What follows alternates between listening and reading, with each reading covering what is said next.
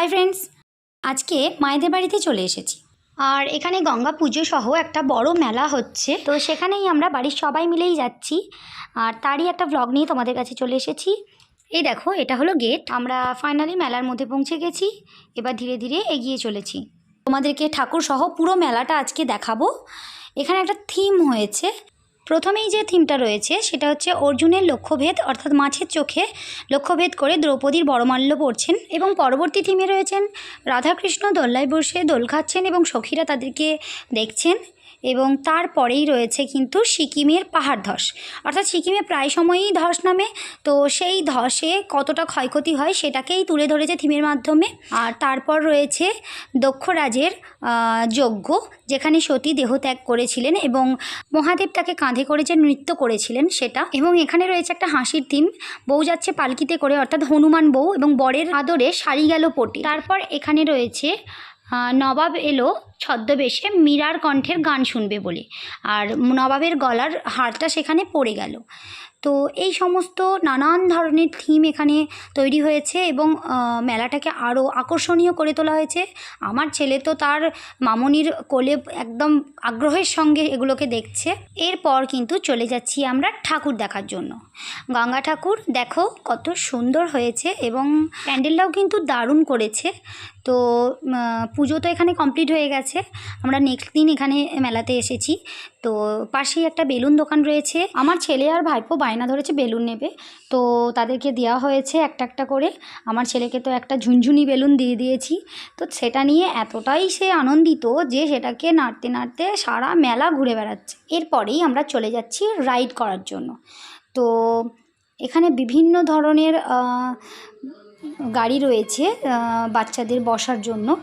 তো এখানে আমরা ফাইনালি ট্রেনের মধ্যে চলে এসেছি। 30 টাকা করে টিকিট।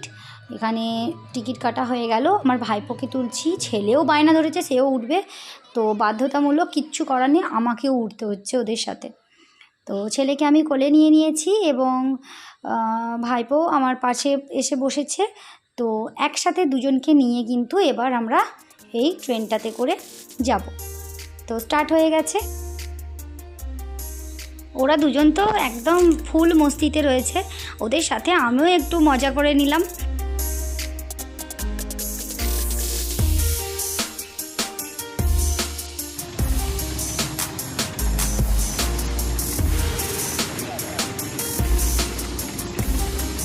ওদের সাথে মজা তো হচ্ছিল, কিন্তু মাথাটাও একটু ঘুরছিল। তো যাই হোক, পুরো ট্রেনটা খুব ভালোভাবে কয়েকবার ঘোরালো। তারপরে কিন্তু আমরা ধীরে ধীরে নেমে পড়ব, কারণ এখনও অনেকগুলো রাইড আছে। আর সবগুলোতে ওঠার জন্য তো আমার ভাইপো বেশ বায়না করেছিল, কিন্তু সবগুলো হয়নি, কারণ অনেকগুলো দিনের মেলা। তো বাকি দিনগুলোর জন্য তো কিছু রাইড বাকি রাখতে হবে, তাই না? তো সেই জন্য আজকে এটাই ছাপিয়েছি, বাকিগুলো কিন্তু অন্য দিন হবে। তো এরপর ও বায়না ধরেছে হাওয়াই মিঠাই খাবে। তো যাই হোক, চলে এসেছি হাওয়াই মিঠাই নিতে। আর ও তো পিঙ্কটাই দেখে নিল। আমরা চেয়েছিলাম যে একটা সাদা দিতে, কিন্তু এটা কালার ছাড়া হয় না, তো পিঙ্কটাই নিল ফাইনালি। যাই হোক, ওকে দিয়ে দিয়েছি। এটা পেয়ে কিন্তু বেশ খুশি হয়েছে এবং এটার সাথে ফটো তোলার জন্য পোজ দিতে ব্যস্ত হয়ে গেল। এরপর ধীরে ধীরে এগিয়ে এলাম বাদাম নেওয়ার জন্য। মেলায় আসবো আর বাদাম নেব না, এটা কি করে হয়, তাই না? তো বাদামটা নিয়েই নিলাম। এখানে বাদাম আছে, চানা আছে, মিষ্টিরও অনেক কিছু জিনিস আছে। এখানে মোমো স্টল দিয়েছে, আর চানার দোকান কিন্তু বেশ কয়েকটা রয়েছে। তো চিপস, চানা সব কিছু একসাথে নিয়ে বসেছে। ফুচকা, ওই দূরে ফুচকা দোকানও দেখতে পাচ্ছ। তো হাওয়াই মিঠাইয়েরও দোকান রয়েছে। সব কিছুটা মিলে কিন্তু বেশ অনেকটা জায়গা জুড়েই মেলাটা হচ্ছে। এখানে ঘুগনি দোকানও রয়েছে। তো তারপর চলে এসেছি পাপড়ির চাট খেতে। পাপড়ির চাটের দোকানে চলে এসেছি, উনি এখন বানাচ্ছেন। তো এরপর চলে এসেছি ফুচকা খাওয়ার জন্য। মেলায় আসবো ফুচকা খাবো না, এটা কি করে হয়, তাই না? তো যাই হোক, ফাইনালি ফুচকাটা খেয়েই ফেললাম। আমার ভাইপোকে এক এক করে খাইয়ে দিচ্ছি। ও তো একটা ফুচকা বড় ছিল, খেতে পারছে না একা। ওকে খাওয়ানোর পর এবার আমি খাচ্ছি। তো আমিও খেয়ে ফেললাম বেশ কয়েকটা ফুচকা। তারপর ধীরে ধীরে মেলার মধ্যে ঢুকছি। মেলাটা বেশ বড়, বেশ অনেক দোকান বসেছে। তো এখানে হরেক মাল 10 টাকা, হরেক মাল 10 টাকা বলে চিৎকার করছে। তো তারপর আমরা কিছুটা এগিয়ে এসে কাপ প্লেটের কাঁচের দোকানে আমরা ঢুকে গেছি। এখানে একটা কাঁচের বোল দেখা হচ্ছে বাড়ির জন্য। এছাড়াও আমি বেশ কয়েকটা কাপ, কাঁচের প্লেট সমস্ত কিছুটা কিনলাম। কেনার পরে এবার একটু মেলাটা ঘুরে দেখছি। এবার ছেলেদের খেলনাও কিনেছি বেশ কয়েকটা। তো এরপর কিন্তু চলে এসেছি কানের দোকানে। মেলায় যাব আর কানের কিনবো না, এটা আজ পর্যন্ত কখনোই হয়নি। তো সেই জন্য আজও হলো না, আজও কিন্তু 2-1টা কানের কিনেই নেব। তো এতই কানের আছে যে আমি দিশেহারা হয়ে যাচ্ছি কোনটা নেব আর কোনটা না নেব।